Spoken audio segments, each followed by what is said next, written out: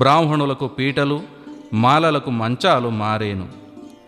విప్రుల ఇంట 2 చొప్పున విధవలుండేరు. పురోహితులు లేని కార్యములు జరిగేను. బ్రాహ్మణులు బానిస వృత్తి చేసేరు.